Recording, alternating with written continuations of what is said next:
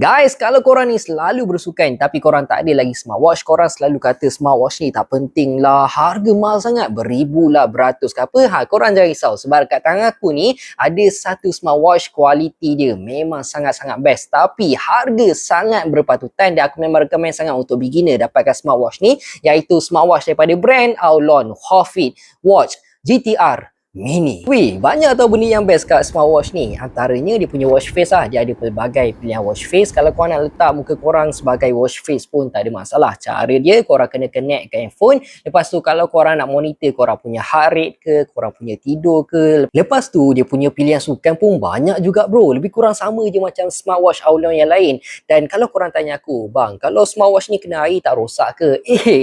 Jangan risau sebab smartwatch ni waterproof dan dia touch screen. Dari segi design, bagi aku suka lah smartwatch macam ni sebab design dia minimalis dan untuk kualiti dia nak dibandingkan dengan smartwatch Aulon yang lain, smartwatch ni lebih ringan daripada smartwatch Aulon yang lain. So, aku memang recommend sangat untuk beginner dapatkan smartwatch ni, lagipun harga memang sangat berpatutan dan banyak function. Kalau korang nak bagi hadiah dekat someone special ke suami ke abang korang pun tak ada masalah, boleh dapatkan smartwatch ni. Korang boleh tekan dekat beg kuning, korang tengok korang dapat berapa ringgit. Kalau korang dapat harga yang lebih murah daripada RM80 ke RM70 ke, yang tu TikTok belanja. Order sekarang dekat beg kuning di bawah. Serius, berbaloi sangat bro.